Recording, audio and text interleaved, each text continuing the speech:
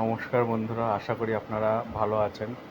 বর্তমানে আমাদের কেন্দ্রীয় সরকার মোটামুটি বিরোধী যারা আছে তাদেরকে বিভিন্ন দেশে পাঠানো হচ্ছে সন্ত্রাসবাদ ইস্যুতে। যে অপারেশন সিন্দুরটা হলো পাকিস্তানে, সেটাকে বোঝানোর জন্য।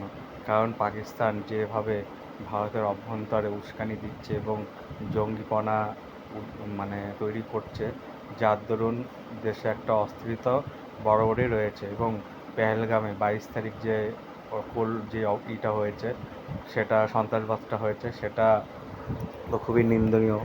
তা ভারত অপারেশন সিন্দুরের দরুন যে ধ্বংসলীলা চালিয়েছে পাকিস্তানের অভ্যন্তরে, তার দরুন সারা বিশ্বে জানুক যে ভারত কী করতে পারে আগামী দিনে। যদি দ্বিতীয়বার করে, এই অবস্থাই বারবার হবে, ধ্বংসযজ্ঞ চলবে। অপারেশন সিন্দুর কিন্তু বন্ধ হয়নি।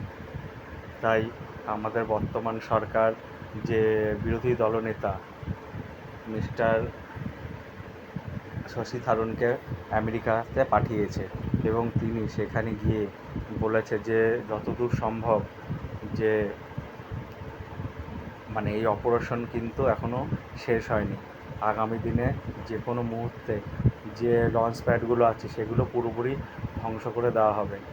এছাড়াও শশী থারুর আমেরিকা যে 9/11 যে ওসামা বিন লাদেনের দ্বারা যে ওয়ার্ল্ড ট্রেড সেন্টার ধ্বংস হয়েছিল, তার প্রতিরূপ, যে ওয়ার্ল্ড ট্রেড সেন্টারে যে প্রতিরূপ রয়েছে, সেখানে তিনি মাল্যদান করেন এবং বিশ্বকে এই সন্ত্রাসবাদের বিরুদ্ধে সবাইকে আসার জন্য এবং রুখে দাঁড়ার জন্য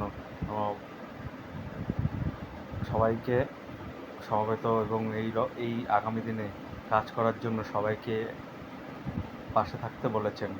এছাড়াও আগামী দিনে আমাদের সরকার, কেন্দ্রীয় সরকার, এই অপারেশন সিন্দুর যে চলছে, তার দরুন এটা আগামী দিনে যখন তখন আরও বাড়িয়ে যাবে।